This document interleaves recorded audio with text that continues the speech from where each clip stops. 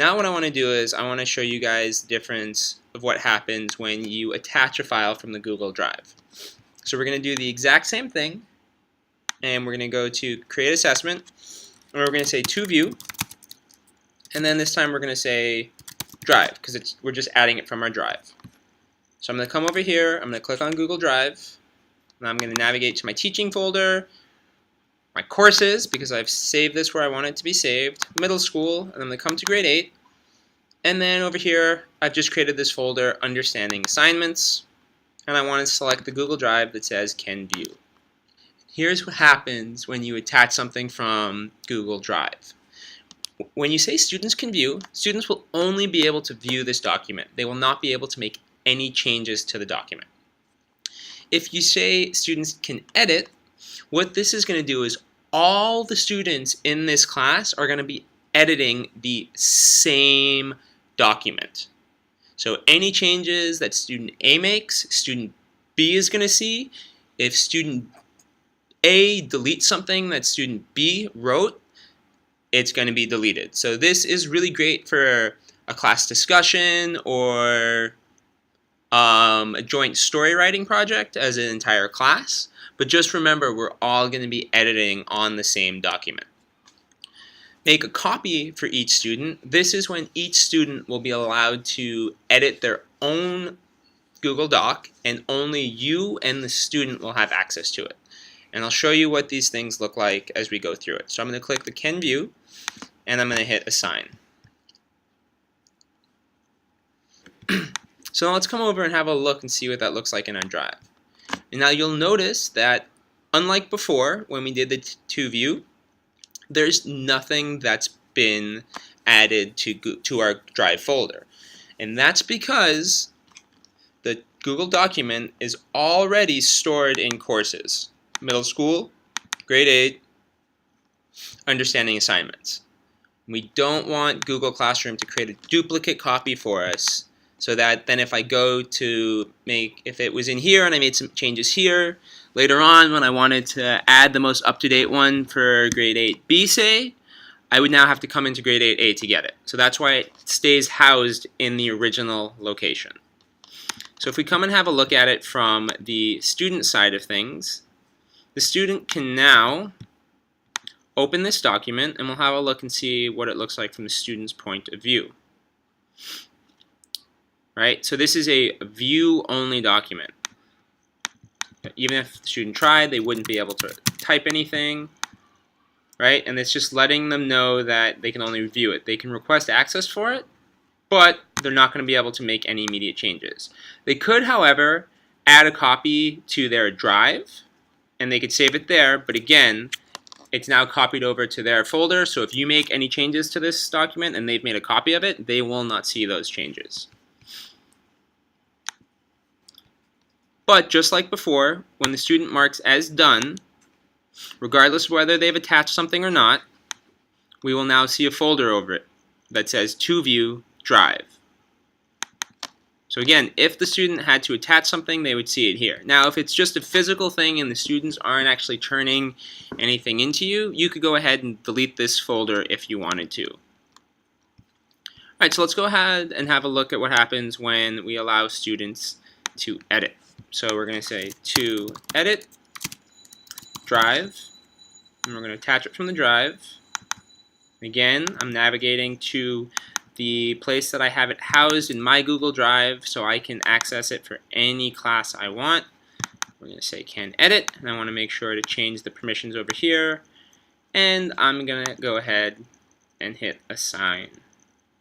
We're just going to go and we're going to have a look at it from the student point of view, and we're going to have them open up the document, and we will also open up this document so I can show you what's going to happen when you set the Can Edit privileges.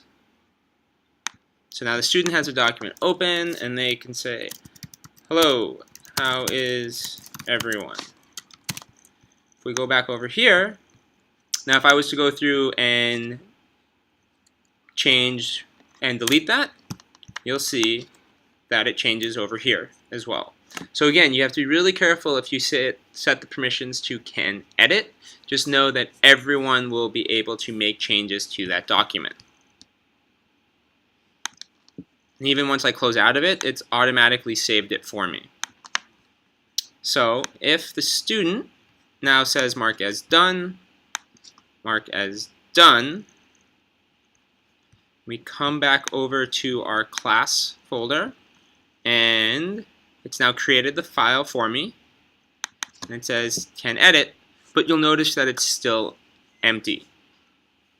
And the reason being is that we have told Google Drive or Google Classroom to link it straight from the courses folder. So if I go and navigate to this document over here and I open up the can edit, you'll notice that the changes have been made to this document. So if you're going to have a document that you want every student to be able to edit, that is when it's a good time to make a copy of this document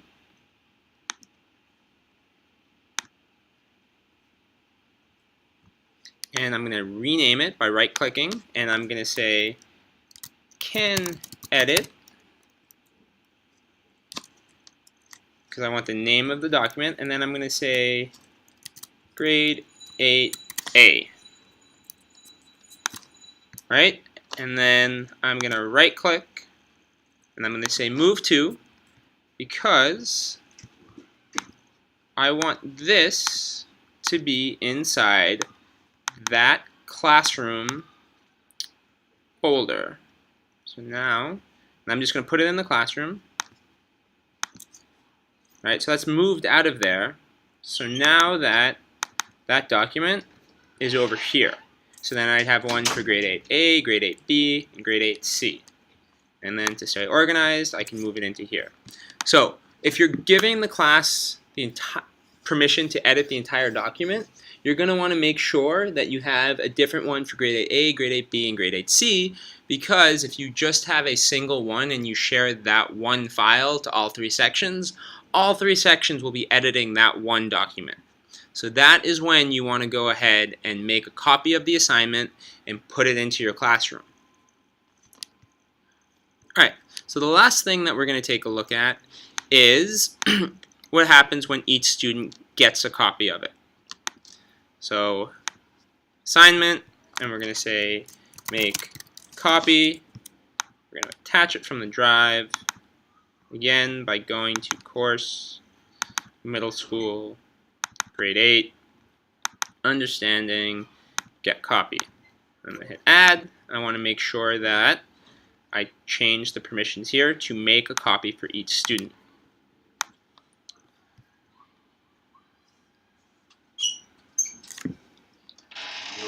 And you'll notice that now it says each student will get a copy.